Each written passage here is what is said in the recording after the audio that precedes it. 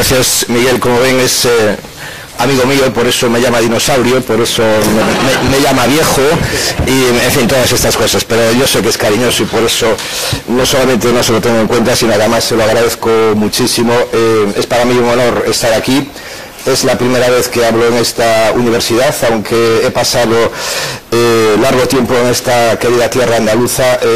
Me vincula a ella nada más y nada menos que el servicio a la patria, es decir, el servicio militar que hice en un regimiento ya desaparecido que estaba en Tarifa, y cuando por un motivo de papeleos yo pedí un certificado a ese regimiento, me contestaron inmediatamente a la comandancia de Algeciras diciendo que no me conocían de nada, y entonces yo me asusté y empecé a tener esas pesadillas que suele tener todo buen estudiante cuando llega a la edad que uno tiene, es decir, que le queda pendiente el derecho mercantil o que le queda pendiente la mili y cosas de esta índole, ¿no?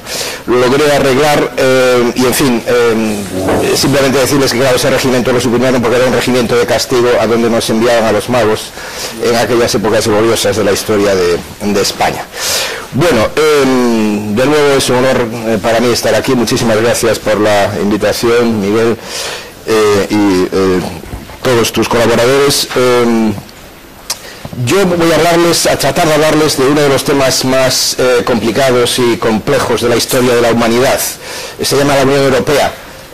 Pero no solo es que la Unión Europea sea compleja, difícil de comprender para un juicio sano de cualquier mortal, porque está hecha para inmortales.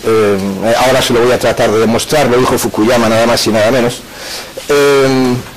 Pero voy a hablarles además, dentro de esta compleja historia de la Unión Europea, de uno de los aspectos más complejos de ella misma, y es la increíble solución de la increíble crisis financiera que está viviendo esta experiencia humana que es, como digo, la Unión Europea. Quizá ustedes recuerden, habrán oído hablar del Tratado de Lisboa. Pues bien, el Tratado de Lisboa es una especie de, no el gran tratado que los grandes cerebros de la Unión Europea se imaginaron en su momento para desarrollar esta increíble experiencia humana, como les digo, que es la Unión Europea, sino que el Tratado de Lisboa, en realidad, pobrecito, él era la solución B, es decir, la solución alternativa, lo que quedaba después del estruendoso fracaso de la Constitución Europea, que eso sí, en realidad, era un paso hacia adelante, no tanto desde el punto de vista material, se lo voy a confesar, porque el Tratado de Lisboa recoge prácticamente al 90% el contenido material jurídico de la Constitución Europea, pero sí fundamentalmente, y esto es lo que a mí más me importa, desde el punto de vista simbólico. Era una Constitución que pretendía simbolificar un nuevo paso hacia adelante en una unión que se pretendía política, que lo es en buena medida, pero no tanto como algunos desearíamos, que es la Unión Europea. Y ese aspecto simbólico se rompió, cayó dramáticamente con motivo de dos malhadados referéndums en Francia y en los Países Bajos. Referéndums que quiero decirles que los ciudadanos franceses y los ciudadanos holandeses tuvieron a bien darle una sonora bofetada a sus respectivos presidentes Chirac y Balkenende en la cara de la Constitución, porque si uno analiza los resultados de las encuestas de opinión que se hicieron inmediatamente después, vemos como el 33% de los ciudadanos franceses dijeron haber votado no a la Constitución para votar no al gobierno de Chirac. Vaya por Dios, en mala hora, porque solamente 2 meses después votaban al mismo partido y hacían presidente de la República al señor Sarkozy. O sea que ya ven ustedes la gracia que nos hicieron los franceses. Aquí en Cádiz sabemos bastante de eso, ¿verdad? De las gracias que hacen de vez en cuando los franceses. Ahora me hacen lo mismo con el Tratado de Estabilidad.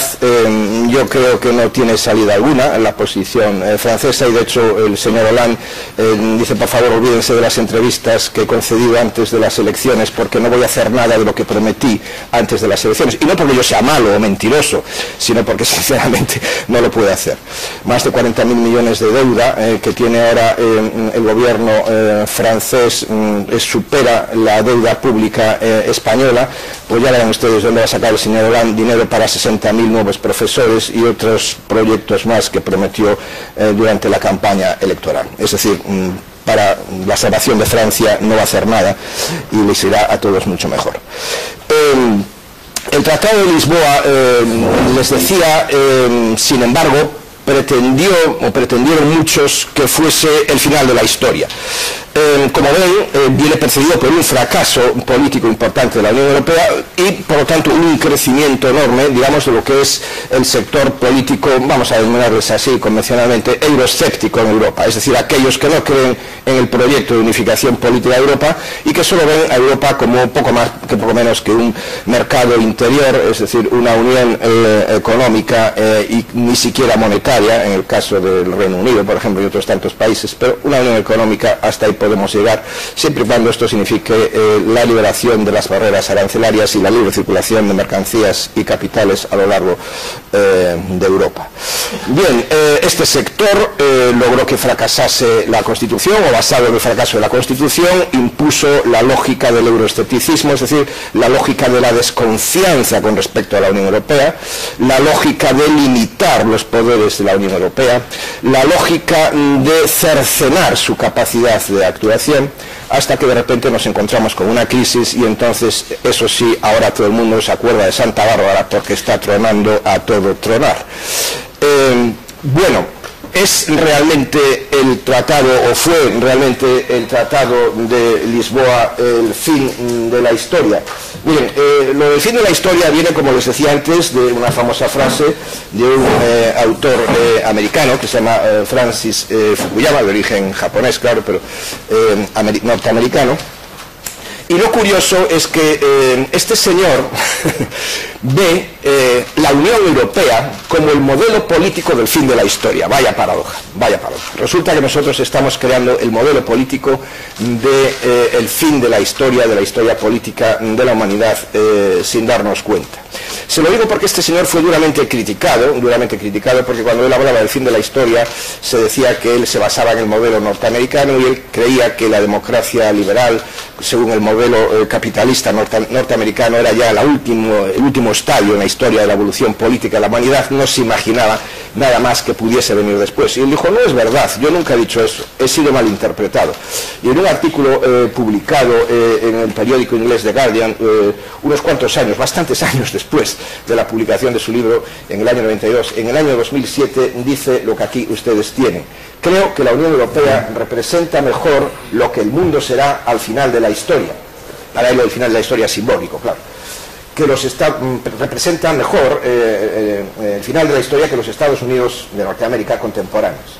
El intento de la Unión Europea de superar la soberanía política y la política tradicional de poder, estableciendo un gobierno de derecho transnacional, está más en línea con lo que será el mundo posthistórico, dice él, que la continua creencia en Dios, en la soberanía nacional y en su poder militar de los Estados Unidos de Norteamérica. Es decir, quizá el Tratado de Lisboa no sea el final de la historia, yo espero que no lo sea, pero desde luego el modelo político de la Unión Europea tiene mucho progreso por delante, camino de ese final de la historia.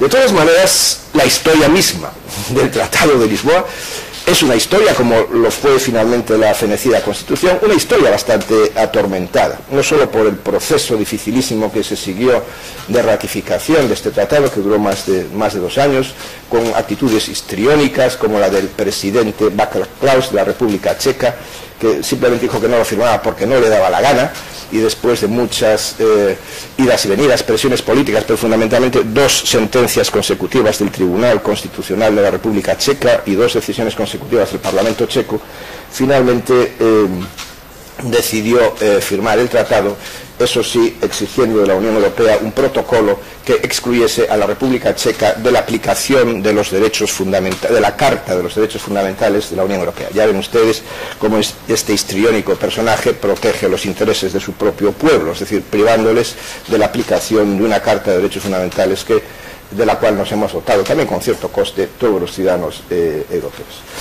Y con esto que le estoy queriendo decir, pues que ya incluso para que el propio Tratado de Lisboa tuviese que entrar en vigor, fue necesario un acuerdo político con la República Checa a efectos de que el presidente Václav Klaus tuviese a bien firmar lo que no le daba simplemente la gana, según sus propias expresiones, de firmar, porque él es un reconocido y declarado euroescéptico, sino que además tuvimos también el problema de Irlanda. Los irlandeses son especialistas en hacer siempre 2 referéndums, uno en el que dicen no, cualquier que sea la cosa que se les plantee, y otro que se celebra 3 o 4 meses después, en el que dicen sí, les gusta votar y lo suelen hacer en referéndum.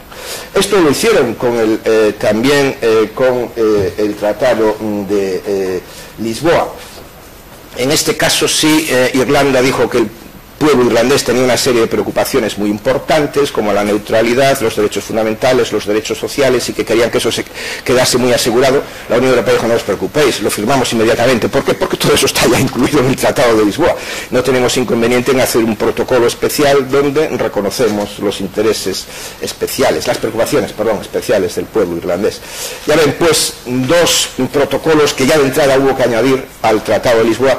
Para aquellos de ustedes que no estén acostumbrados al derecho europeo, el protocolo sería el equivalente a lo que en España llamamos a las leyes orgánicas, es decir, una norma de desarrollo especial inmediatamente vinculada al tratado, y se aprueban igual que, y se modifican igual prácticamente que si fuesen los tratados. Por lo tanto, 2 protocolos vienen a significar en buena medida una cierta modificación también del propio contenido de los tratados. Pero inmediatamente después de entrar en vigor el Tratado de Lisboa, ya fue necesario también hacer una serie de modificaciones. En este caso, la primera hace referencia a la designación de 18 nuevos diputados, que eran los que prevía el propio Tratado de Lisboa, pero que, claro, como el Tratado de Lisboa entró en vigor después de la celebración de las últimas elecciones parlamentarias al Parlamento Europeo de junio del año 2009, entonces era necesario decir, bueno, o nos quedamos con menos parlamentarios que los que preveía el Tratado de Lisboa, o nos adaptamos al Tratado de Lisboa, que ya está vigente, y añadimos a los que ya elegimos en junio otros 18 diputados. Cosa en lo que España tenía un interés muy especial, porque era el único país que aumentaba nada más y nada menos que 4 diputados, y la gran obsesión del gobierno Zapatero, que entonces además en aquel momento iba a coger inmediatamente la presidencia de la rotatoria de la Unión Europea, fue hacer inmediatamente una conferencia intergubernamental para que se aprobase este nuevo protocolo y pudiesen elegirse estos, nombrarse, más que elegirse, porque en realidad buena parte de los países ya los tenían elegidos como suplentes, estos diputados nuevos que les correspondían a España. Pero no se quedó ahí la reforma. Inmediatamente después se reformó nada más y nada menos que el artículo 136 del Tratado de Funcionamiento de la Unión Europea, para introducir dentro de la estructura institucional de la Unión Europea lo que se llama el mecanismo de estabilidad, llama el tratado, lo que después sería desarrollado mediante un tratado como el Mecanismo Europeo de Estabilidad.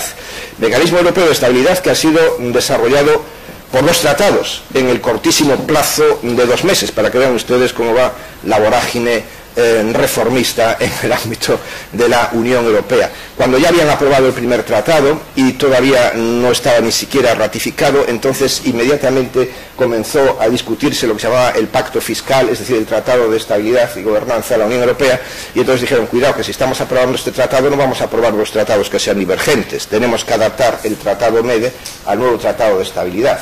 Y entonces, apenas 3 meses después de haber aprobado el Tratado MEDE, lo reforman y lo adaptan al Tratado de Estabilidad, que sería ratificado. En aquel momento estaba ya discutido y acordado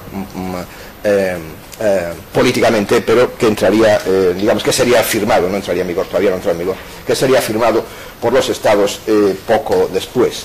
Como ven, en apenas 2 años, ¿cuántas reformas hemos ya realizado? O sea, sabes que ya he perdido yo mismo la cuenta, las tienen aquí en esta tabla, no solo para que la vean ustedes, sino para que yo mismo me acuerde, porque es difícil retener esta vorágine reformista en el ámbito de la Unión Europea. Finalmente se cierra el ciclo con el Tratado de Estabilidad, Coordinación y Gobernanza de la Unión Económica y Monetaria, que fue aprobado el pasado mes de marzo, y que es el gran pacto que crea dudas en este momento, y al que Francia dijo que si, Hollande dijo que si llegaba al gobierno, que buscaría la reforma de este tratado, y Alemania dijo: la buscarás pero no la encontrarás, porque este tratado no se va a reformar. Y yo creo que por cuestión de coherencia jurídica, si ustedes quieren, prescindiendo de las cuestiones políticas, porque yo creo que los complementos políticos y económicos, que yo creo que son necesarios, sin embargo, deben de ir por otro lado, y lo que ya está bien,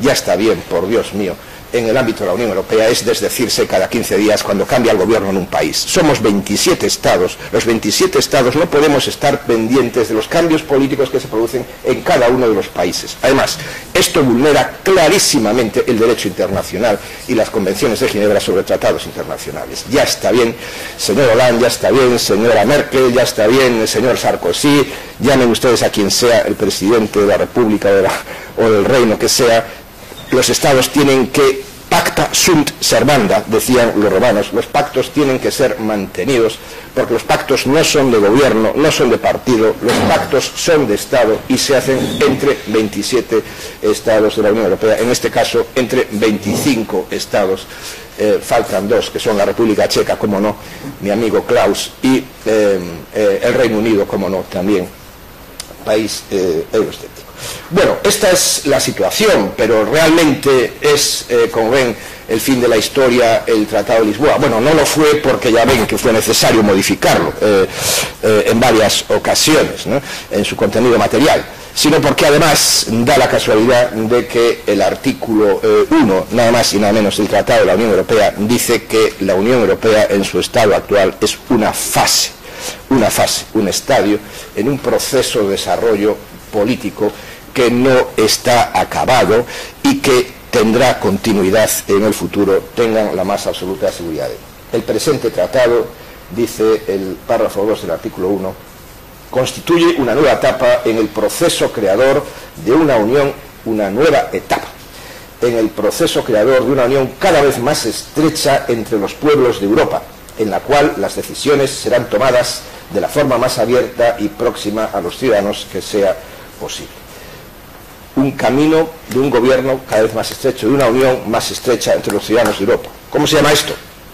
Unión política. Con toda evidencia, unión política. Porque la unión política se basa en la unión económica. Debo recordar aquí que la Unión Europea surge en el año 1951 con la simiente de una primera comunidad que se llamaba la Comunidad Europea del Carbón y del Acero, y que es el resultado, a su vez, de un fracaso, del fracaso que se pretendía entonces, del fracaso de la creación de los Estados Unidos de Europa, como lo definía Winston Churchill, primer ministro del Reino Unido, ya cuando dejó su cargo en una famosa conferencia en el año 49 en la Universidad de Zúrich. Y ese proyecto fracasó, porque evidentemente todavía estaban abiertas las heridas de la guerra. Era un sueño quizá demasiado profundo para poder ser realizado en aquel momento. Y entonces dijeron, bueno, comencemos por lo que es posible, por la unión económica. Y en este proceso estamos, y en este proceso continuamos, y a lo largo de este larguísimo tracto de tiempo entre el año 51 y en el año 2012, que creo que estamos ahora, hemos tenido momentos de construcción política. El Acta Única en el año 86, el Tratado de Maastricht en el año 92, y ya después el Tratado de Ámsterdam, aunque esto no, las modificaciones no son tan sustantivas, pero sí inciden y profundizan en la línea de integración política iniciada entonces. La Constitución Europea, sobre todo desde el punto de vista simbólico, era un paso adelante extraordinario.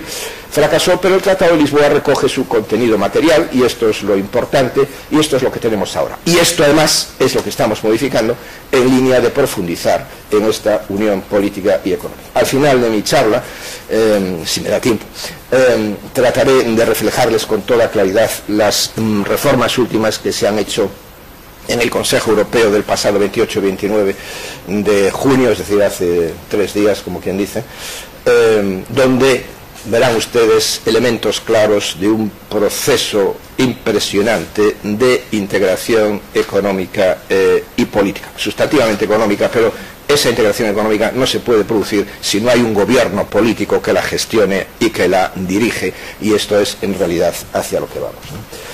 Bueno, en definitiva, ¿qué es lo que tenemos en este momento? Pues tenemos una grave crisis económica, determinada por la falta de crecimiento, falta de competitividad, desempleo, sobre todo frente a otras potencias, ya no las potencias emergentes de las que tanto se habla, cuya emergencia es más débil de lo que algunos creen, porque entre otros casos esa emergencia se debe a la capacidad de venta de sus productos a países como, fíjense, ya ven ustedes, a zonas políticas como la Unión Europea, China, Estados Unidos o Japón. Y si la Unión Europea, que en este momento es la unidad política y económica más potente y extensa del mundo, más potente y extensa a pesar de la crisis.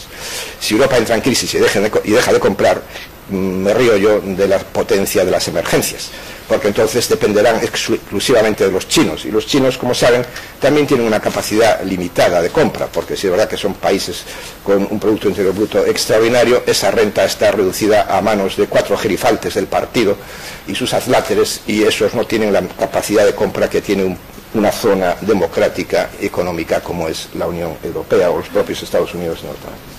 Una crisis financiera determinada por el alto déficit y la deuda pública acumulada por estos países, entre ellos notablemente España. Nos preocupa esta situación, aunque la situación económica y financiera de España no es tan grave en comparación con algunos países. Por ejemplo, la deuda pública francesa es muy superior a la deuda pública española, ya ven ustedes, y sin embargo España está pagando el triple de lo que paga por su propia emisión de deuda, lo que pagan los franceses, ¿no?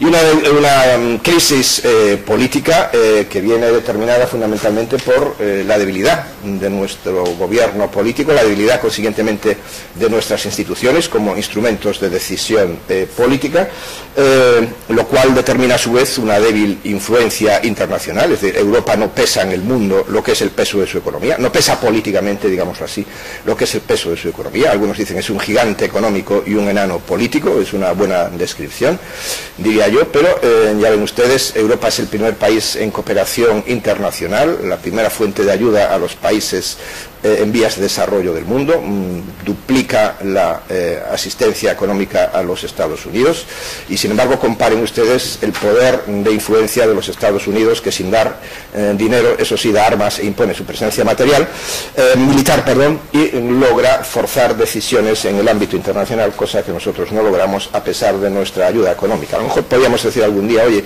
pues si no te portas bien, cierro el grifo.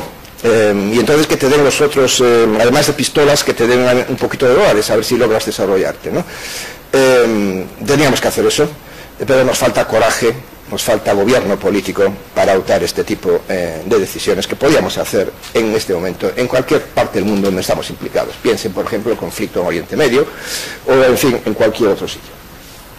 Bien, ¿cuáles son los efectos de esta situación crítica? Pues, evidentemente, un vacío institucional que es inmediatamente cubierto por los estados, los estados grandes, lógicamente, que son los que adoptan las decisiones. En estos últimos 3 o 4 años pues ha sido un paseo, iba a decir un paseo militar, pero no es correcto, un paseo de enamorados entre Merkel y Sarkozy por los caminos de Europa, imponiendo su lógica. Bueno, por lo menos son una pareja heterosexual, porque recuerden que el amor entre Mitterrand y Kohl, que se pasaron de la mano por debajo del Arco del Triunfo, en París, en los Campos Elíseos, algunos les hacía sospechar cosas indebidas, pero realmente era muy bueno que cualquiera que sea el sexo, siempre el amor es puro, que Francia y Alemania se lleven bien, siempre sea quien presida el gobierno en cada uno de los dos países, ¿no? Bien, la Unión Europea se está expandiendo, sigue expandiéndose, pero el problema es que no tenemos un proyecto político. Lo tuvimos en los años 50, la creación de los Estados Unidos de Europa. A partir de entonces el proyecto desapareció y lo que en ciencia política algunos denominan, digamos, el proceso de desarrollo funcionalista de la Unión Europea. Bueno, es una manera de verlo. Yo le llamo evolucionar a golpe de crisis. Cada vez que tenemos una crisis buscamos inmediatamente las soluciones y, en fin, parcheamos el sistema y por lo tanto tenemos un edificio absolutamente desigual, totalmente desequilibrado, de parcheo. No es que sea una unión funcional, es una unión de necesidad en cada momento. Nos falta un proyecto. Yo creo que es el momento de serenarse, de parar la dinámica y decir, vamos a pensar qué es lo que queremos. ¿Qué es lo que queremos? La Constitución Europea fue en esta línea. La declaración de Laeken en su momento decía que tenemos que reflexionar sobre el futuro de Europa. Y además así se denominaba la declaración, sobre el futuro de Europa. Serenémonos, sentémonos, pensemos sobre el futuro de Europa y después, cuando tengamos el modelo claro, hagamos las ampliaciones que sean necesarias o hagamos las reformas que sean necesarias de acuerdo con este modelo. El modelo es abandonado, no existe y lo único que hacemos es crecer en términos de cantidad. Miren, en el último Consejo Europeo del que les estaba hablando antes, del 28 al 29, uno de los acuerdos gloriosos adoptados es iniciar las negociaciones de adhesión con Montenegro. es realmente decisivo para la evolución de la Unión Europea que negociemos la adhesión con Montenegro, porque sin Montenegro no tenemos futuro, como no lo teníamos sin Croacia, pero bueno, cuidado, como no lo teníamos sin Chipre, que por cierto no es Europa, que es Asia, como no lo tenemos con Malta, por cierto más pequeña que Cádiz, etcétera, etcétera. Bien, esto es la Europa que queremos, una Europa sin modelo, una Europa totalmente desequilibrada, donde un país como Malta puede decidir el futuro de la Unión Europea con un veto, es decir, simplemente con decir no necesitan ni decir sí, basta que digan no, y ya tenemos un bloqueo institucional de primer orden, ¿no? Es necesario que Malta tenga 6 parlamentarios. El otro día había no es que Malta solamente tiene 6 parlamentarios en el Parlamento Europeo. Digo, ¿6? Si le bastaba con medio, y aún así excedían la proporción justa. ¿Es esto la Europa que necesitamos? ¿No sería suficiente un tratado de asociación y de cariño mutuo con países como Malta, Chipre, etcétera, etcétera? Miren, ahora Chipre inicia este mismo mes, julio, la presidencia rotatoria de la Unión Europea. Ya tenemos un problema. ¿Por qué? Porque Turquía ha cerrado todo cauce de negociación con la Unión Europea y contacto político con la Unión Europea mientras Chipre sea presidencia de la Unión Europea, durante 6 meses. ¿Es esto lógico? ¿Es esto normal? Bueno, claro, uno puede decir que los turcos también son especiales, ¿por qué se ponen en ese plan? Quizá no deberían de hacerlo, pero bueno, tiene sus razones también. Hay que recordar que Turquía invadió Chipre porque hubo un loco que se llamaba Makarios, que era más un arzobispo, que se le ocurrió dar un golpe de Estado en Chipre para imponer la ley, digamos, de los griegos a toda la isla. Y la minoría turca se sintió discriminada y Turquía invadió Chipre para defender su propia minoría. ¿Está esto justificado? Yo no quiero hacer juicio histórico en este sentido, pero no seamos ciegos y analicemos la realidad de las cosas y pongámoslo todo en su justa proporción. Si ahora queremos comprender el enfado de Turquía, veamos la historia que yo les acabo de contar y a lo mejor les da alguna explicación sobre todo ello. La Unión Europea, pues, crece de manera excesiva, sin límite, y al mismo tiempo lo que nos encontramos es que esta propia dimensión dificulta el gobierno, dificulta la adopción de decisiones. ¿Y qué es lo que ocurre como consecuencia de todo ello? Que los países, y sobre todo los estados importantes, deciden adoptar decisiones políticas de relevancia al margen de los tratados. Al margen de los tratados. Y así tenemos en su momento fue Schengen, después fue el Tratado de Prüm, después el Tratado de Estabilidad, que les acabo de decir. Son mecanismos de unión política reforzada entre los estados miembros, realizados no de acuerdo y a través de los mecanismos previstos en los tratados, sino al margen de los tratados mismos, en forma paralela a los tratados. ¿Para qué? Pues para no encontrarse con Chipre y con Malta. Yo, perdónenme, no tengo nada contra Chipre y contra Malta, es un ejemplo, porque Chipre o Malta puede ser el Reino Unido, o puede ser Italia, yo qué sé, cualquier país que quiera bloquear en su momento cualquier decisión. Por ejemplo, España estuvo durante 17 años bloqueando la legislación de patentes europeas. Fíjense ustedes. ¿Por qué? Porque España quería que se reconociese con toda legitimidad, por otra parte, debo decir, el castellano como idioma de operatividad de la patente europea. Bueno, pues no hubo manera, porque España levantaba la mano, el español además es el segundo idioma más hablado del mundo, después del inglés, con toda la razón. En Europa lo hablamos muy poquito, apenas 40 millones de habitantes, pero en el resto del mundo 500 y pico millones de habitantes, fíjense ustedes. Pero ¿qué es lo que ocurre? Cuando España levantaba la mano, levantaba Italia, ¿no? Y decía, Italia anche, y nosotros también, ¿no? Y claro, si Italia también, entonces Europa dice, no, pues se va a España, Italia, no sé qué, pero claro, en Europa, Italia son 60 millones de habitantes, en España 40. Entonces no podemos evitar la amistad que nos tienen hasta que por fin 4-0 les derrotamos el otro día y ya nos hemos desquitado de la patente europea y de todos los demás sufrimientos a costa de esta gran amistad que nos tienen los queridos amigos y hermanos italianos. Bien, claro, con esta Europa tenemos que buscar otro tipo de soluciones porque si no, de acuerdo con los tratados, estaríamos bloqueados. ¿Cuáles son estas soluciones? Miren, la crisis, les decía antes, es principalmente económica y financiera. ¿Cuántas veces han oído ustedes decir que Europa es la Europa de los capitales, la Europa de los capitalistas, es el mercado único, es una zona donde solamente les interesa el interés económico, etcétera? Bueno, vean ustedes, la política económica de la Unión Europea es el sector más débil del gobierno de la Unión Europea. ¿Saben por qué? Porque la política económica de la Unión Europea es solo y exclusivamente el resultado de la coordinación de las políticas económicas de los Estados.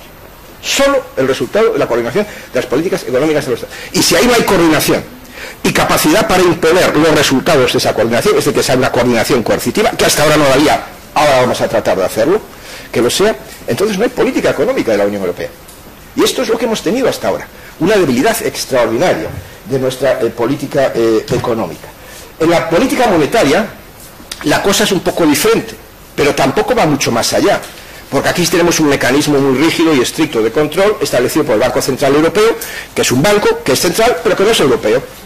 Bueno, no es que sea de Malta o de Chipre, como les decía antes, es europeo, pero no es europeo, digo, en el sentido de que no tiene instrumentos de gobernanza económica propiamente europeos. Su función es exclusivamente controlar la inflación en Europa, de acuerdo con el tratado. Y es más, el Banco Central Europeo no puede financiar a los Estados, está explícitamente prohibido por los tratados. Y esto lo digo porque muchos, por ejemplo, con motivo de la crisis financiera, están todo el día poniéndole cuernos y rabo a la señora Merkel. Pobrecita, no es que sea muy bella ella por sí misma, pero tampoco necesita cuernos ni rabo que no sean propios. ¿Por qué? Porque la señora Merkel no hace más que decir, tenemos que aplicar el tratado. Tenemos que aplicar el tratado. Y el tratado dice con toda claridad y contundencia que el Banco Central Europeo no puede dar dinero a ninguna institución pública. No lo puede hacer. Sí puede, sin embargo, dar dinero a las instituciones privadas, a los bancos, cosa que tampoco hace. Bueno, perdón, lo hace, sí, lo hace al interés del 1% y vienen los bancos luego y compran deuda al interés del 7 o el 8% de los Estados miembros, ¿no? Como es el caso de España. Y a pesar de todo, entran en quiebra y compran activos financieros tóxicos, etcétera, etcétera. Pero en fin, eso es otra cosa, no quiero meterme ahora en ese terreno. Me interesa el gobierno de Europa. Y aquí, como ven, hay un instrumento de gobernación mínima. Pero a pesar de todo sigue siendo muy débil y por eso tenemos que reformarlo ahora una vez más, tratando de atribuir a través de la previsión del artículo 126 del tratado, atribuir nuevas competencias de actuación al Banco Central Europeo. Previsión, por cierto, que estaba prevista, fue introducida por el Tratado de Lisboa, el hecho de que el Consejo Europeo, por unanimidad, pueda atribuir nuevos poderes al Banco Central Europeo. Esto supondría cambiar sustantivamente su funcionalidad que tiene a día de hoy. ¿Cuáles son los instrumentos, si me meto verdaderamente en la selva ahora, con grave riesgo de salir picoteado y arañado por todas las esquinas? ¿Cuáles son los instrumentos que se utilizan en esta situación de crisis en la que nos encontramos? Podemos distinguir dos bloques de instrumentos. Los instrumentos jurídicos propiamente, aunque se parecen mucho todos ellos, pero bueno, los instrumentos jurídicos propiamente dichos y los instrumentos que podríamos denominar políticos o estratégicos en este ámbito. Los instrumentos jurídicos que se han utilizado, que se están utilizando para salir de la situación de crisis económica y financiera en la que nos encontramos, son, desde luego, que esto no es Unión Europea, pero lo menciono ahí, no me voy a ocupar de ello porque esto sí que requeriría un curso específico, las reformas constitucionales de los Estados miembros. La reforma constitucional de España, por ejemplo, la reforma constitucional que se intentó en Francia y fracasó bajo el gobierno Sarkozy, la reforma institucional que se intenta bajo el gobierno Monti y otras reformas constitucionales que se han iniciado en otros países. Debo decirles que prácticamente ninguna de ellas ha sido consolidada hasta ahora, excepto la reforma que en su momento hizo Alemania antes de la crisis, y eso le ha permitido solventar la situación de crisis económica bastante bien, y la reforma que hizo España bajo el gobierno Zapatero mediante una alianza política en este sentido entre el Partido Popular y el Partido Socialista, que sin embargo sufrió, creo que injustificadamente, el rechazo de otros partidos políticos en el arco parlamentario. La reforma del artículo 136 del Tratado de Funcionamiento de la Unión Europea, que introduce el mecanismo de estabilidad al que me refería antes, la reforma del artículo 126 del FUE, del Tratado de Funcionamiento, y el protocolo sobre el procedimiento aplicable en caso de déficit excesivo, quizá les diga dos palabras sobre esto más adelante, el Pacto de Estabilidad y Crecimiento, los instrumentos de control y supervisión presupuestaria, que suelen ser denominados como de six-pack, el paquete de 6 y el paquete de 2, que son un bloque de normas. El paquete de 6 está ya en vigor, el paquete de 2 está todavía en la vía de ser debatido. Tienden fundamentalmente los dos, son complementarios, y ahora cuando les dé los títulos dirán ustedes, pero bueno, esto no es reiterativo.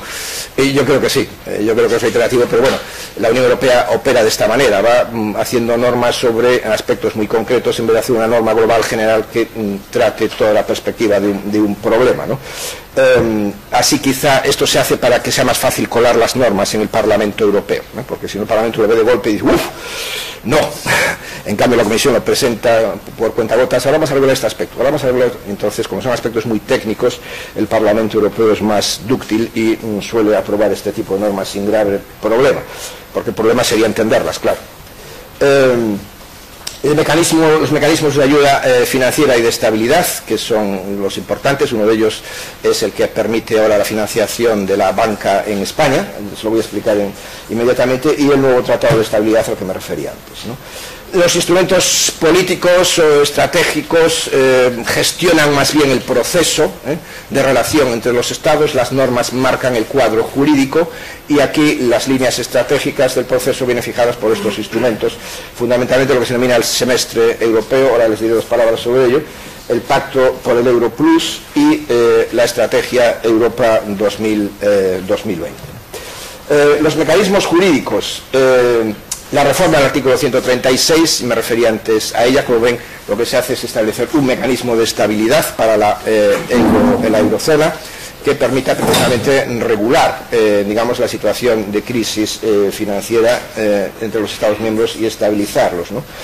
Como desarrollo de este artículo, y antes incluso de que entrase en vigor y haya sido ratificado por todos los Estados, es decir, que todavía no ha sido ratificado por la totalidad de los Estados, ya se elaboró el Tratado MEDE, en dos fases, como les decía antes. Primero el Tratado MEDE 1 en junio del 2011 y luego, cuando se estaba ya en vías de aprobación el Tratado de Estabilidad, decidieron adaptar el Tratado MEDE al Tratado de Estabilidad y entonces produjeron el Tratado MEDE número 2, el segundo, en febrero del 2012. Como ven, 6 meses después el mismo tratado es revisado, incluso antes de que entre en vigor. Y finalmente el Tratado de Estabilidad, al que antes me refería, aprobado en marzo del 2012, ¿no? El procedimiento en caso de déficit excesivo es el único instrumento vigente hoy en día que permite establecer sanciones económicas a los Estados cuando superen el valor de referencia, que es el 3% del Producto Interior Bruto, o el 60% en lo que hace referencia al déficit público,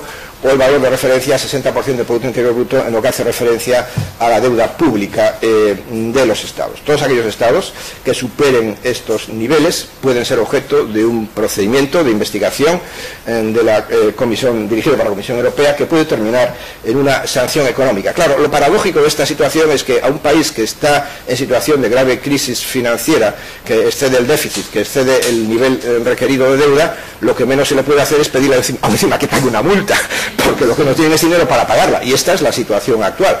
Por lo tanto, otro tipo de sanciones deberían de ser las que se impusiesen. Por ejemplo, como la sanción que se impone en caso de vulneración persistente y grave de los derechos fundamentales en un Estado, en la Unión Europea. El tratado prevé que a ese Estado se le puede sancionar con la pérdida del derecho de voto en el Consejo, que es una sanción muy efectiva, porque eso sí significa poder de decisión, perder poder de decisión. Ahora, perder poder económico cuando ya no se tiene, es decir, ¿qué sanción económica le podemos imponer ahora a Grecia? Que exceder la deuda pública se sospecha que en el año 20 está al 160 y tantos %, hoy en día cerca del 170% de deuda pública. Con todas las medidas que se están adoptando, las reformas, la ayuda, se espera que en el año 2020 Grecia alcance el extraordinario nivel del 120% de la deuda pública, cuando lo que requiere el procedimiento de déficit excesivo es el 60%, o sea, más del doble. ¿Le podemos imponer una sanción económica a Grecia? Dios mío, yo creo que sería otra de las medidas a adoptar, lógicamente, y no estas. En todo caso, no hay sanción por vulnerar las directrices de coordinación económica, a las que me refería antes, pero sí hay sanción para los casos de déficit y de deuda pública establecida. El Pacto de Estabilidad y Crecimiento va en desarrollo de esta línea de actuación.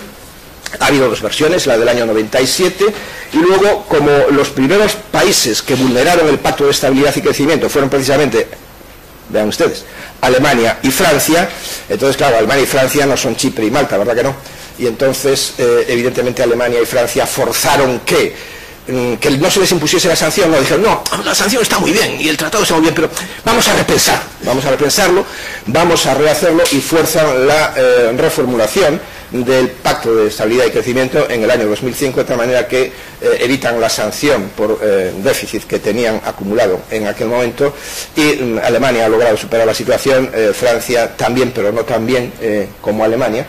En todo caso, las previsiones del nuevo pacto lo que hace es estudiar, cosa que no estaba prevista antes, la situación de cada país caso por caso, ¿no? Estableciendo además la obligación de los estados de lograr ajustes del 0,5% del PIB anual, etcétera, etcétera. En fin, no quiero cansarle con este tipo de datos muy técnicos de carácter económico, ¿no? Bien, el paquete de 6 medidas, simplemente vean el título de las normas, consta de 5 reglamentos y una directiva, pero fíjense: supervisión presupuestaria, medidas de ejecución destinadas a corregir desequilibrios macroeconómicos excesivos, refuerzo de la supervisión de las situaciones presupuestarias y supervisión y coordinación de las políticas económicas, prevención y corrección de equilibrios macroeconómicos, procedimiento de déficit excesivo, marcos presupuestarios de los estados. Todo esto, ¿a dónde va? Prácticamente lo mismo, ¿verdad que sí? Todo esto va a la necesidad de controlar los presupuestos, la formulación de los presupuestos de los Estados miembros. Ahora ya incluso el PAC 2, el paquete de 2 medidas, refuerza esta idea y ya hace obligatorio el que los Estados, aquí no es obligatorio, pero la medida que se prevé ahora de 2 sí, hace obligatorio que los Estados miembros presenten sus presupuestos a la Unión Europea, y la Unión Europea, la Comisión en este caso, haga un análisis de su presupuesto y vea si los presupuestos realmente exceden los límites del déficit y de la deuda que tiene previsto ese Estado. Ahí es donde vamos a llegar. Este es el paquete de 2 medidas. Como ven, los títulos se los pongo en inglés porque es como están formuladas las propuestas a día de hoy. La idea es precisamente de controlar ya ab inicio la formulación de los presupuestos de los Estados miembros y seguir, lógicamente, con un control estrecho sus políticas económicas.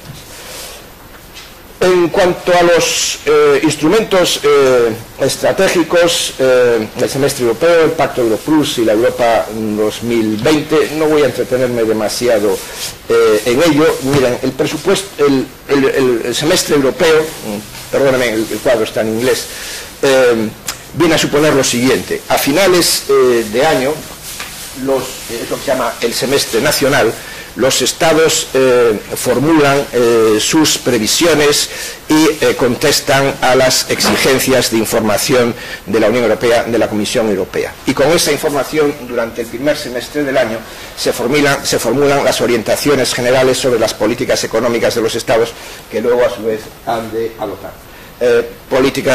Directrices de política económica, directrices de reformas estructurales adaptadas a esas políticas económicas, etcétera, etcétera. La idea es que el semestre europeo es donde se discuten y se formulan las directrices. El semestre nacional, el segundo semestre del año, es donde se aplican esas medidas y al mismo tiempo se informa a la Comisión Europea de la aplicación de esas medidas y de las necesidades de los Estados miembros. Bueno, el pacto por el Euro Plus es interesante destacarlo, más bien en el sentido de que no solamente une a los 17 estados del euro, sino que además 6 estados más han decidido unirse a las exigencias de carácter económico, de carácter más bien monetario, que se van a exigir a los países de la zona euro. Y en fin, la estrategia Europa 2020 es la que sustituye a la vieja y fenecida estrategia de Lisboa. La idea es, como ven, hacer un desarrollo inteligente de Europa, un crecimiento sostenible y un crecimiento integrador. Son los grandes parámetros de la línea estratégica de la Europa 2020 o de la Europa 2020. No vamos a entrar en este detalle, es un documento de carácter político. Y vamos a lo que a nosotros ahora nos afecta como españoles, que son los mecanismos de estabilización. Miren, quizá, y esto a lo mejor es un error mío y quiero corregirlo inmediatamente, de la manera en que empecé a hablar, y estoy hablando de la Unión Europea, puede que les dé a ustedes una imagen excesivamente cínica sobre la actuación de Europa en este terreno, y que con la crítica cínica estoy haciendo un tratamiento despectivo de lo realizado hasta entonces. Si es así la imagen que yo les he transmitido, les pido disculpas, y no es en absoluto la imagen que quiero transmitirles. Más bien al contrario, lo que quiero transmitirles es la idea del enorme esfuerzo y de los enormes éxitos, a pesar de todo, que Europa está realizando en el manejo de una de las situaciones críticas más duras de su historia después de la Segunda Guerra Mundial, desde el punto de vista económico y financiero, desde luego, por supuesto que sí. Es verdad que no todos los estados estamos igual en esta situación, pero sí es verdad que todos en conjunto, Alemania la primera, estamos haciendo un esfuerzo extraordinario por salir de esta crisis, un esfuerzo extraordinario de solidaridad, de ayuda mutua y de diseño de instrumentos que nos van a beneficiar a todos, también a Alemania, porque si España va mal, ¿quién va a comprar los BMWs que se producen en Múnich? Pues lo tendrán que comprar los chinos, porque ya están falsificando BMWs también, o sea, lo falsifican. Es decir, que lo que es bueno para España, sin duda alguna, es bueno para Alemania, porque somos una unidad económica y política, somos un mercado único, un mercado interior, y lo que afecta a uno, afecta necesariamente a todos. De aquí que el esfuerzo sea conjunto. En esta línea, ¿qué es lo que hemos hecho? Pues miren, cuando surgió la crisis griega en el año 2010, desarrollamos o inventamos un instrumento de ayuda directa de la Unión Europea a Grecia, de Unión Europea a Estado, por tanto, dinero directo a Grecia, y ahora les voy a explicar el mecanismo para que ustedes lo vean. Se desarrolló el mecanismo europeo de estabilización financiera, que fue lo que permitió financiar como un instrumento jurídico global para todos los estados de la Unión Europea, que fue lo que permitió financiar o salvar, rescatar a Irlanda y a Portugal de la crisis. Se entiende que Irlanda puede salir de la situación de ayuda para el año que viene ya. Vean ustedes el progreso extraordinario realizado. No creo que pueda ser así, pero la previsión es que sea así en todo caso. Se creó el Fondo Europeo de Estabilidad Financiera, lo que se llama en inglés Facility, o nuestro presidente anterior decía la facilidad financiera europea. A mí no me suena muy bien, pero bueno, quizás es la traducción literal que corresponde. Yo creo que hay que llamarle fondo. Y esta facilidad, como decía nuestro anterior presidente, es lo que va a permitir financiar ahora la crisis financiera de la banca española.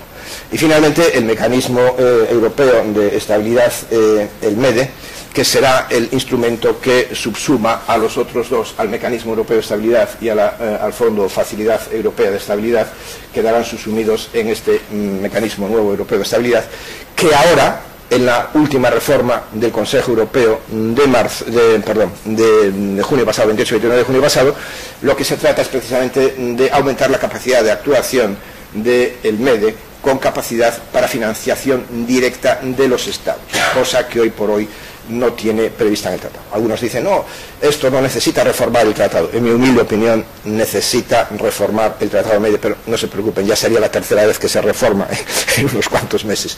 No es tan grave reformar el MEDE como reformar el tratado, porque después de todo, el MEDE es un tratado internacional. Es un tratado internacional concluido por estados de la Unión Europea. Por lo tanto, se puede modificar a través de los mecanismos ordinarios de modificación, de formulación y ratificación de los tratados internacionales, ¿no? Grecia. Bueno, Grecia es un desastre. Permítame, Grecia es un desastre.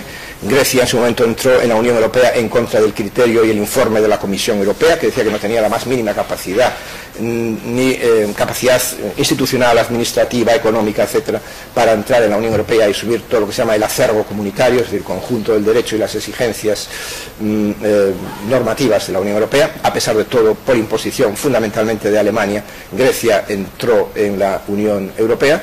Grecia entró en el euro con el informe negativo de la Comisión Europea, que decía que incumplía todos y cada uno de los requisitos para poder entrar en el euro, pero sin embargo entró porque el euro era algo maravilloso, y además Grecia, que es la cuna de la democracia en Europa, bueno, lo era antes de 400 años de invasión turca, porque no sé, Pericles y Temístocles y Eneas, etcétera, no sé dónde están, porque lo que ha venido después era otra cosa.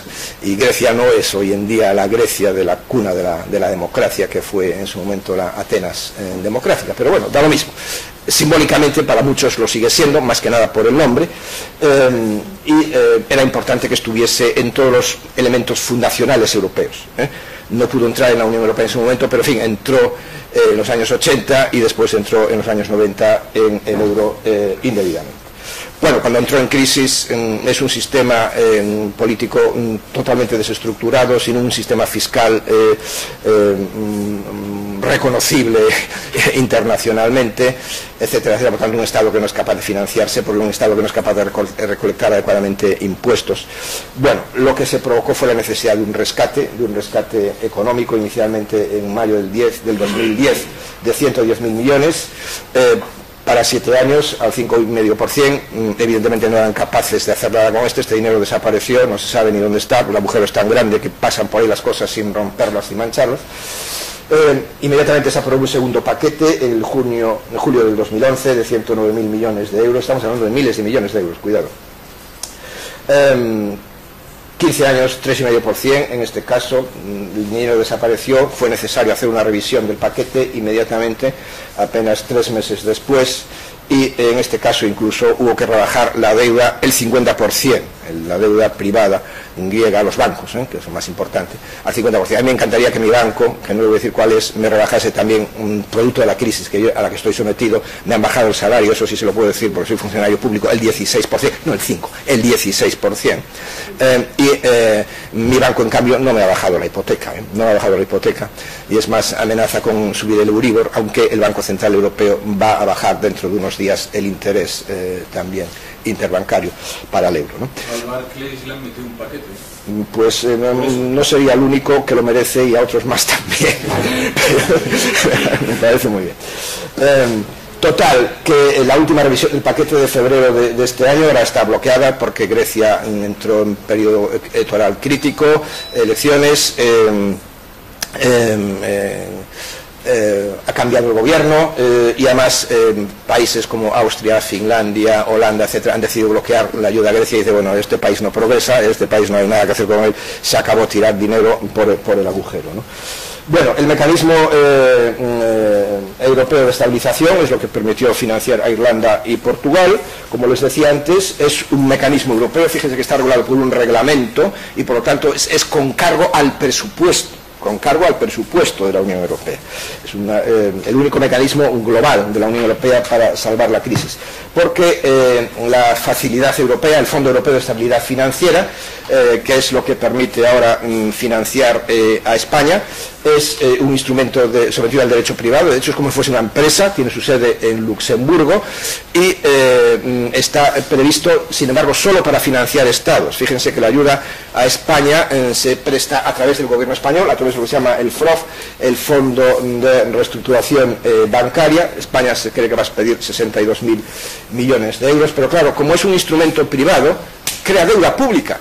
Y estos 62.000 millones se añadirán a la deuda pública que ya tiene acumulada España, con lo cual pasaremos del 70% cerca del 80%, podemos llegar casi al 90% de deuda pública gracias a este instrumento, ¿no?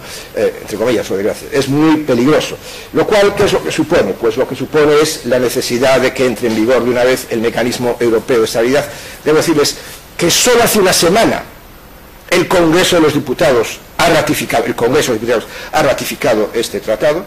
Es decir, si el gobierno tiene tanta prisa en que entre en vigor este mecanismo, ¿por qué no lo han ratificado inmediatamente después de ser aprobado?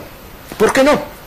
Porque los diputados tenían que estudiarlo y leerlo. Miren, desde que yo me dedico a esto, no conozco un solo diputado español que se haya detenidamente leído y estudiado ni una sola de las normas que han pasado por la necesaria ratificación del Parlamento español.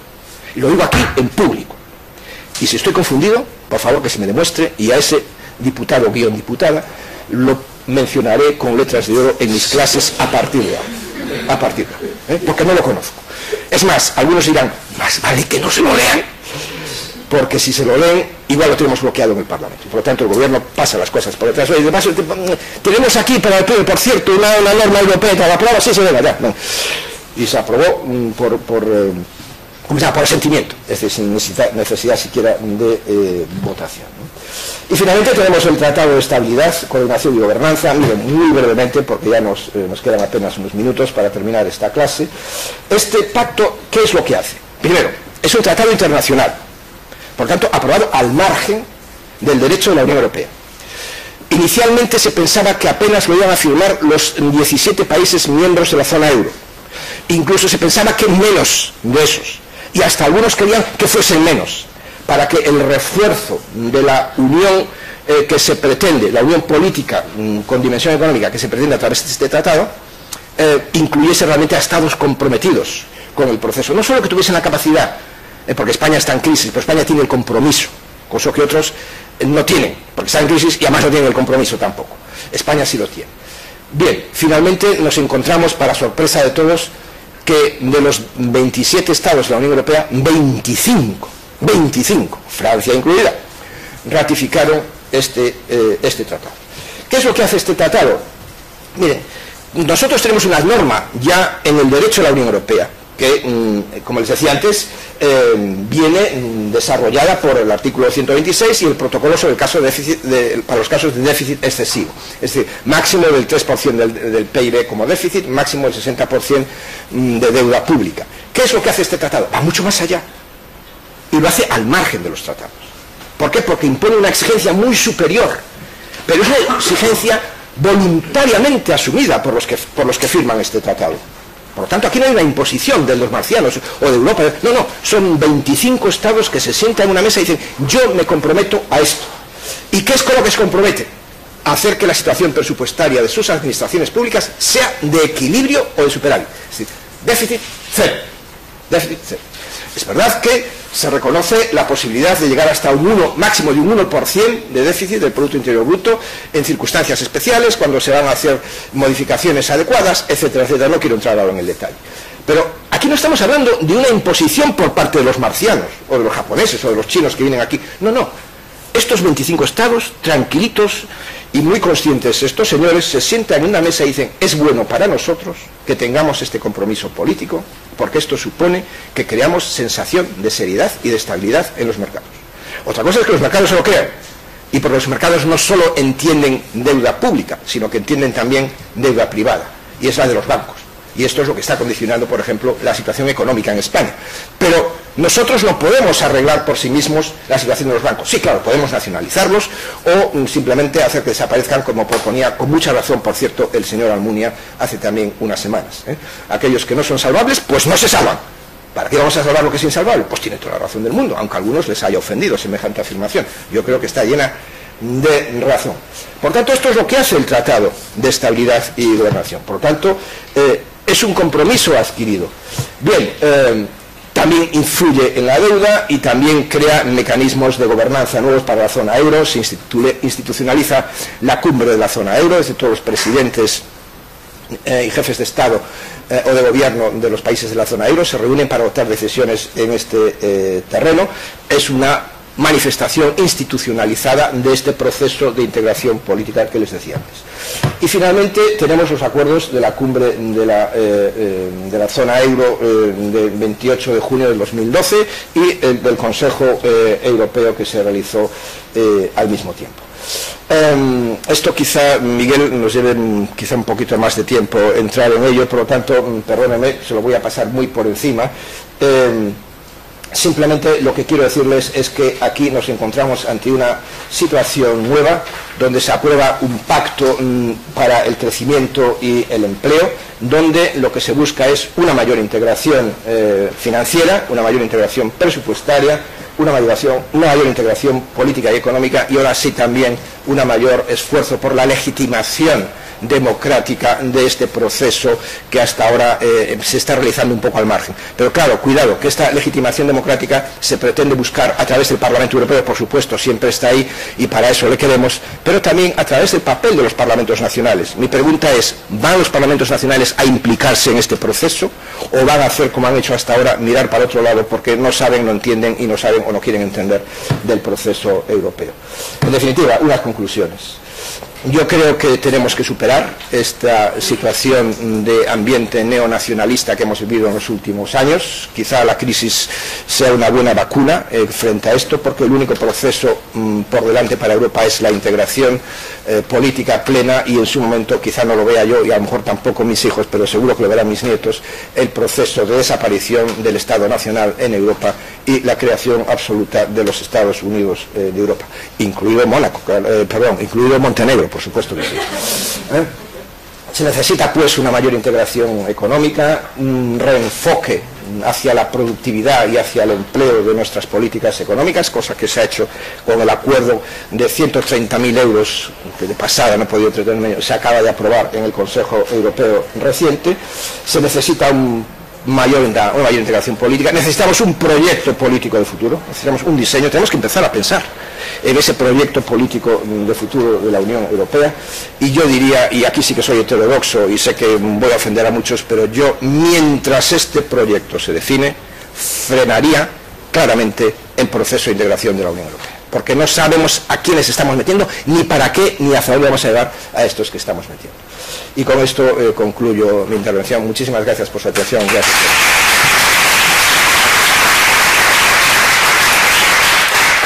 Bueno, muchas gracias, Antonio.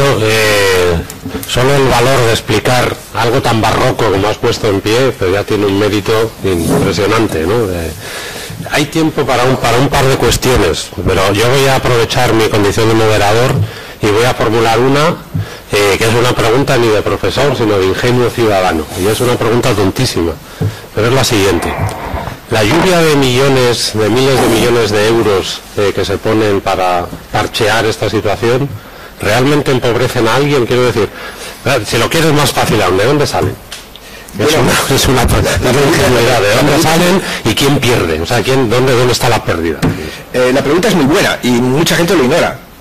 Estas ayudas las estamos poniendo todos los estados. Grecia está contribuyendo de su propio presupuesto también a pagar el déficit de Grecia. España también. Todo esto está en el Tratado MEDE. Se establecen unas tablas de las correspondencias, de acuerdo con el Producto Interior Bruto de los estados, para la financiación de este tipo de actividades. Es decir, que también Grecia sigue pagando. Grecia sigue pagando a la Unión Europea y contribuye, digamos, al fondo de ayuda. Claro, pero Grecia está recibiendo ayuda directa de los Estados miembros. Y España pone dinero para Grecia, igual que lo pone Francia, Alemania, etcétera, etcétera. Cada uno de acuerdo con nuestro Producto Interior Bruto. Pero además, con la pregunta que ha planteado, ella paga para ayudarse a sí misma, pero en sí paga también los intereses, ¿no? Es decir, mire, lo que pasa es que por pagarse a sí misma paga unos intereses. No, la contribución es diferente. O sea, los países de la Unión Europea, en el caso de la ayuda a Grecia, es con cargo a los países, por lo tanto es un fondo, por decirlo así, que los países han acordado en un Consejo Europeo en mayo del 2010. O sea, hay que ayudar a Grecia y esta es la cantidad de dinero que hay que darles. Vamos a redistribuir entre nosotros esta ayuda. Y los países contribuyen. Yo quizá lo expliqué mal, no es que Grecia contribuya propiamente a financiar a Grecia, Grecia contribuye a los otros mecanismos de estabilidad que entrarán en vigor cuando entren en funcionamiento. En este momento Grecia no puede ayudarse a sí misma, Grecia es receptora nata y neta de toda esta ayuda.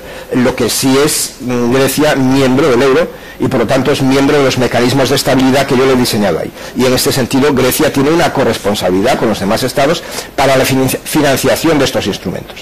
Y entonces una parte de su presupuesto va, lógicamente, a financiar estos presupuestos.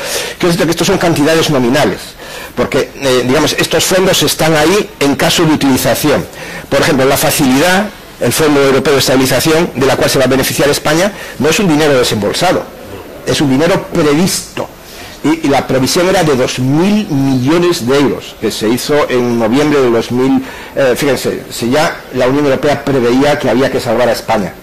En noviembre del 2011 se hizo un aumento de 2.000 millones de euros de la facilidad, digamos, del Fondo Europeo de Estabilización, que es porque se pensaba en aquel momento que España e Italia iban a entrar en crisis. Lo que no se sabía era cómo y por dónde, con toda claridad. Finalmente lo que estalló como producto de la burbuja inmobiliaria fue la burbuja bancaria. Entonces nuestros gobiernos, tanto el señor Zapatero como el señor Rajoy, decían que teníamos la banca más sólida del mundo. El señor Rajoy lo decía hace 15 días solamente, y 15 días después resulta que nuestra banca no es la más sólida del mundo, sino que tiene gravísimos agujeros. Cuidado, igual que la banca holandesa, igual que parte de la banca holandesa, parte de la banca griega, parte de la banca francesa y parte de la banca belga. También los alemanes tenían uno de los bancos que ya en el momento cuando se hicieron los stress ellos no pusieron los dossiers de esos bancos porque sabían que no lo iban a superar, ¿sí? Pero lo tiene muy calladito, muy controlado. Una pregunta, disculpar, que a alguna pregunta. Bueno, enhorabuena porque pocas veces en mi vida he escuchado un dominio del arte de la consola y la oratoria como estudiado. Muchas gracias. Una cosa tan barroca. Y quería preguntar algo muy de ignorancia supina sobre el tema. En caso de que alguien llevase una gestión aún mucho peor, que por ejemplo, si Grecia fuese aún una cuestión más catastrófica, ¿se le podría excluir de la Unión Europea a Grecia o a cualquier país que siguiese con...? Bien, cuando se aprobó el Tratado de Lisboa, se introdujo como producto del euroescepticismo dominante una previsión a imposición de los polacos que permitían la salida de la Unión Europea de un Estado, cosa que no estaba previsto. Cuando se diseñó la Unión Europea nadie soñaba que alguien en algún momento pudiera pensar en salirse, porque la idea cada vez más juntos y de una manera más intensa, ¿no? Y yo en aquel momento me puse, lo tengo por escrito, en varios sitios con manifestación evidente del euroescepticismo dominante en aquel momento y tal. Y un día un colega me dijo: Antonio, te estás confundiendo. Y digo: ¿por qué? Porque esta es la vía para la salida de Grecia. Y entonces, pocos días después, el señor Schäuble, el ministro de Finanzas de Alemania, ya saben, este señor que va en una silla de ruedas, que es un gran economista, este señor dijo, si a Grecia no se le puede echar, pero se le puede indicar dónde está la puerta, y la puerta es el artículo que permite la salida de la Unión Europea de un Estado miembro. Miren, yo no creo que Grecia deba salir de la Unión Europea en absoluto, no creo que deba salir ningún Estado de la Unión Europea, pero sí creo que Grecia no puede estar en el euro. Grecia debe ser expulsada del euro, cosa que no está prevista tampoco en los tratados. ¿Por qué? Porque Grecia es el cáncer que ha contaminado el euro. Grecia es el origen de la desconfianza de los mercados sobre la moneda única. Es decir, una moneda única que se establece y admite a un Estado como Grecia, cuando todo el mundo, los mercados principales, que son los que tienen la mejor información del mundo, saben que no cumplen en absoluto los requisitos, ¿qué garantía ofrecen de estabilidad, de seguridad a los demás, a los mercados financieros? Ninguna en absoluto, porque si ustedes admiten a Grecia e insisten en mantenerla, dicen que Grecia tiene capacidad, etcétera, miren, usted está contaminando todo el conjunto, porque Grecia no tiene capacidad. Por lo tanto, la única manera de limpiar el euro es excluyendo a Grecia, que lo está contaminando. ¿Y quién está pagando esto? No lo está pagando Alemania, no lo está pagando Francia, lo estamos pagando nosotros, lo está pagando España, lo está pagando Italia. Somos los que estamos pagando la crisis de Grecia. Por tanto, España debería ser la primera, señor Zapatero, señor Rajoy, en gritar a voz en grito: Grecia fuera del euro ya. Es la única solución, en mi modesta opinión. Sé que soy heterodoxo y quizá demasiado duro al decirlo, pero las cosas hay que decirlas con claridad y dejémonos de tonterías. Miren, ¿saben por qué Alemania y Francia son los primeros a decir Grecia no, Grecia dentro del euro? Porque el 40% de la deuda pública griega está en manos del gobierno y de los bancos franceses, y el 33% está en manos del gobierno y de los bancos alemanes, el 2% en manos de la banca y del gobierno de España. Claro, con esos porcentajes no me extraña que quieran que siga en el euro, porque eso supone que toda la cantidad de dinero, buena parte del dinero que se está invirtiendo allí, aún con el 50% de la reducción de la quita de la deuda, revuelve hacia los bancos alemanes y franceses, claro. Bueno, disculpar, tenemos no el acoso de los mercados, sino el acoso de la lección inaugural de los cursos, y tenemos que terminar. Mañana sigue el curso, pero yo permitirme medio minuto. Mañana no podré estar y no quiero despedirme a la francesa, o sea que, bueno, gracias ante todo, Antonio, comparto lo que habéis dicho, has estado espléndido. Y a todos, pues me despido, pues mañana no estaré, os agradezco mucho los 2 días. Mañana se anuncia una tercera jornada estupenda, también con derecho laboral, una mesa redonda, ¿no?, que cerrará el curso, y espero que todos os hayáis sentido a gusto y hayamos, yo creo, aprendido, desde luego. Espero que vosotros también y os hayáis contento. Gracias a todos, y ahora a la lección inaugural. Muchas gracias.